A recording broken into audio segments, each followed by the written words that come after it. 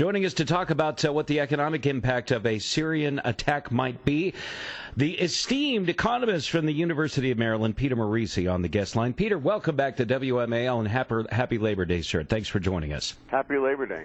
Let's talk a little bit about what might happen with oil prices and thus gasoline prices and all the rest of the American economy here at home if indeed there's military strikes on Syria. Your thoughts on that? Well, whenever military action by the United States in the Middle East or disruption occurs in the Middle East, there's a period of uncertainty and oil prices start to rise because basically traders get fearful. This extends that period of uncertainty. Instead of dealing with maybe a week where we have proved these crossed the red line, we get our assets in position, and we push the button, now it's going to be a month or so. What's more, this will likely lead to more internal discussion in our allies. For example, in France, there's now going to be a parliamentary debate where there might not have been, or might not have had much meaning. That creates uncertainty. Think about what $4 a gallon gasoline could do to the recovery of the automobile industry, which has been one of the bright stars of what has been a tepid economic recovery. Yes. So, it's those kinds of things. It's very, very disruptive. Consumer spending isn't great right now. This last quarter of GDP was an anomaly for some statistical reasons. And businesses are already reluctant to invest with the uncertainty of pending war, although I doubt that this is going to be a war much more than setting off some firecrackers.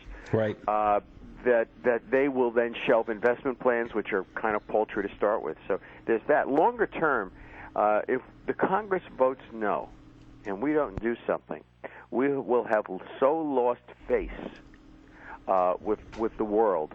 I mean, from South Korea to Saudi Arabia to Israel, all our allies are saying you have to do something because people like Iran and North Korea will not respect those lines in the sand that we have drawn, and they'll think they can violate us. And Mr. Obama's given people on the economic side lots of reasons to think he can violate the United States. I mean, the whole Japanese economic recovery program is basically, let's undervalue our currency, dump exports into the United States, and steal American jobs. Right.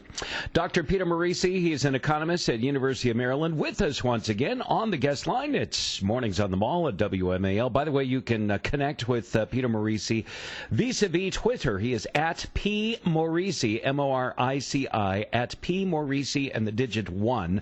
And he and I are Twitter followers, one to another, and you can join us as well. He's on the guest line here at WMAL. Let's talk about job creation here on Labor Day 2013, Dr. Morici. It is, after all, a day where we celebrate Americans and their hard work.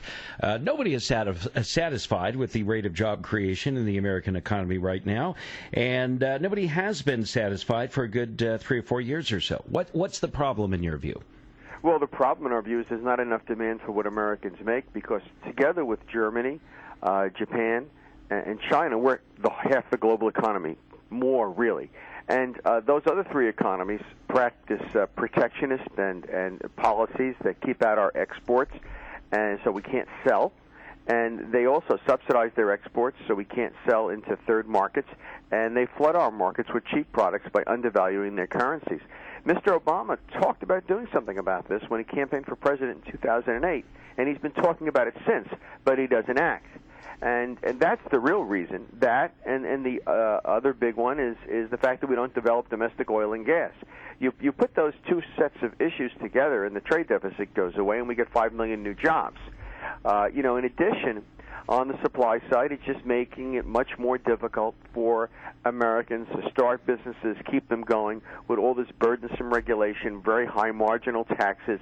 I mean, he's adopted the French model of capitalism, which comes down to hoping the Germans will subsidize them through European Union initiatives. Unfortunately, we don't have any Germans to subsidize us. We'd have to go to more. Actually, we do. We could have the Chinese subsidize. Well, that just begs the question. With all due, I'm only a philosopher by training, Dr. Marini. You're a real economist.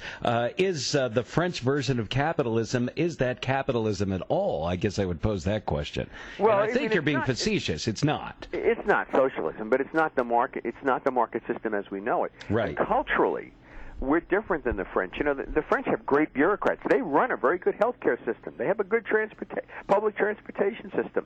They have very good public service, and they do a lot of stuff in the public sector. You really can't say that you'd want the gang at the post office running healthcare, though we're about to get that, and we're really going to be on a fool's journey. I mean, with this healthcare thing, you know that, but that's going to impose a terrible cost. But even before that, you know, healthcare costs 50% more in the United States than it does in Europe, because the government was already paying for more than 50% of healthcare, right, even without Obamacare, and we're just not good at doing things that way.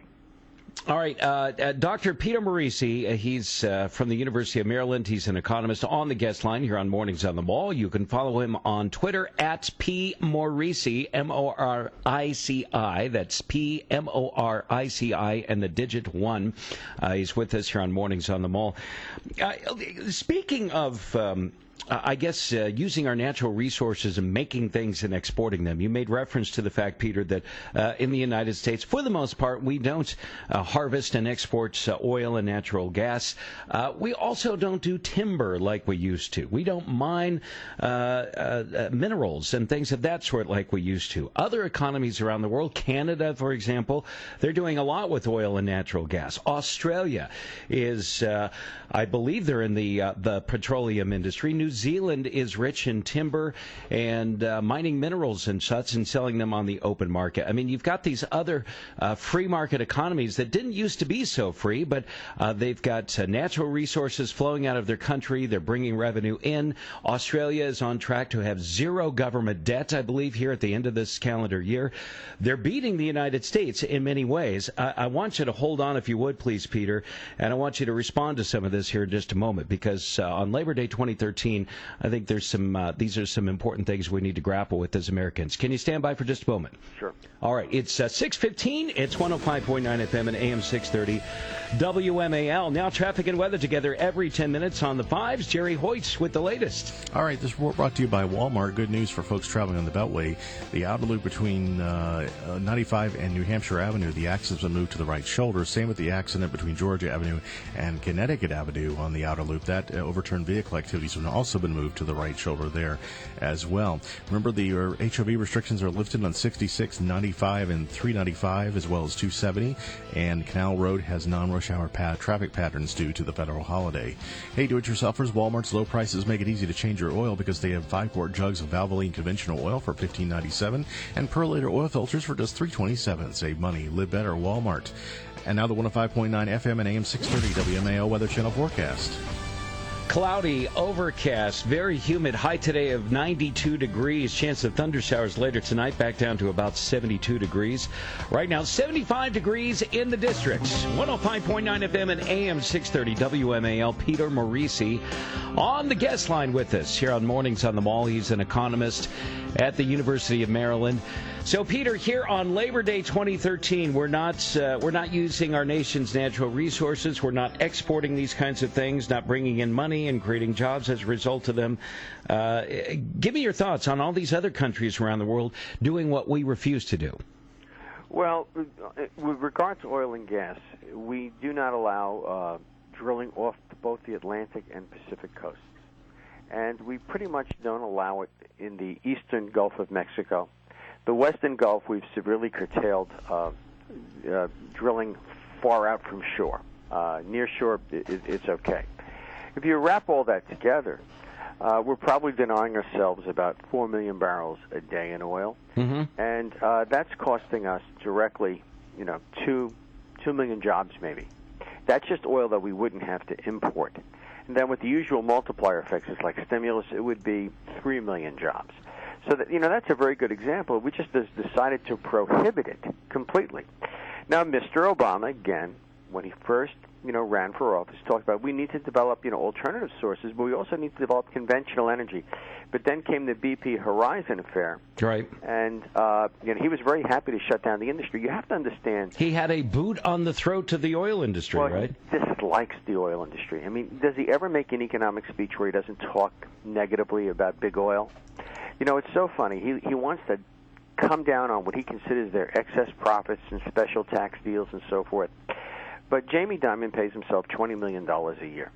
and he gets to take a lot of that income as carried interest the way Mitt Romney did. Mm-hmm. So he really doesn't pay a whole lot of income tax. One of the highest paid guy in the country, other than baseball players. Remember, he gets this every year for 40 years, unlike a baseball player who gets it for 7 or 8. Gets a tax deal that that most of us can't get. And he occasionally says he's going to do something about it, but whenever he gets in close and has to make a deal, he never does anything about it. Also, the guys that were in charge that wrecked the global economy are largely still there, except for Vikram Pandit at Citigroup. Yes. And that was because they made every effort to save him. I mean, he was Mr. Geithner's personal project, and the guy made probably $1 billion up there. Mm-hmm. In any case, there's just one difference between those oil executives he's constantly out to get and always lambasting, and those bank executives. Those bank executives employ liberals from Harvard and help Harvard and those kinds of places, do very well on their endowments. Yes. And they're good Democrats. And Chuck Schumer goes up there and raises lots of money for Democratic candidates. The oil people are largely Republicans. And this is an example. It's just like the president has decided to sue the state of Texas for its voter registration law after having lost in the Supreme Court on the Voting Rights Act. I mean, everything this guy does is political. It's vengeance. It's the way the old Soviet Union worked and failed. So until we have a regime change domestically, we should not anticipate any more productive economic policies, is what you're saying. Well, yeah. Can you think of any productive economic policies that have come out of this administration? No. Look at higher education. The last thing we need to do is to send more people to college. We're already sending too many people to college. I'm with you. And by the way, and listen, I'm coming up on a break here. I got to run, but that's coming from a university professor, and that's very significant. I'm guessing, Peter, some of your colleagues at University of Maryland would find that to be an abomination, what you just said. Not all of them. Not all of them, but many do. The real problem is there's only about 20% of the new jobs out there. Of the job, open jobs require a college education, but yet we're sending far more. We're sending over 50% of our kids to some kind of higher education, and we're graduating maybe 33% of our high school graduates graduate from college. We don't need more. We don't need more English majors who learn how to be good liberals at Harvard to go vote for Barack Obama, even if they are working at Starbucks. Peter, and Starbucks is a very virtuous company, wouldn't you say? I mean, they treat No, their I don't think they're any more virtuous than Walmart. Okay, go take a look at the health benefits that both companies offer their employees. Yeah, neither of them can offer the kind of health care benefits that the University of Maryland or WMAL offer because they're dealing with very low-wage employees and a low level of value added. They can't spend $12,000 a year and expect the employees to spend another $6,000 in co-pays and shared premiums. All right. No, it's good advertising. What it is the liberals like to rail against Walmart. Okay. Yes, they do. They do. But it is also drink Starbucks coffee, so it's virtuous. Okay. Peter Morici, economist at University of Maryland. Real quick, give the American economy, Dr. Morici, a grade. A, B, C, D, E, F. Where are we at right now? D. I mean, serious? Yes. During the Reagan recession, unemployment peaked at 10.8%. During the Obama recession, 10%. So the Reagan recession was worse. 4 years in, we're growing at 2.2%. During the Reagan years, at this point, it was 5.1%. Better than double. Reagan gets an A, Obama gets a D, Clinton gets a B, Bush gets a C. Wow. I mean, we're grading on a curve. I mean, in terms of, doltness, I mean, the Obama administration gets a D for doltness. Okay. All right, Peter Morici. Not an F. That we leave that to... Well, I don't know who we give the F to. Probably Herbert Hoover, but that was because he was sitting next to Jerry Lewis in class and copied his paper. Fair enough. And we named an institute after him in Stanford, California. Actually, he was much maligned. He was unfairly maligned. Okay. All right. Take care. Peter Morici, the esteemed economist at University of Maryland. Follow him on Twitter at P. Morici, Morici, and the digit 1. It's at P. Morici 1. Peter is always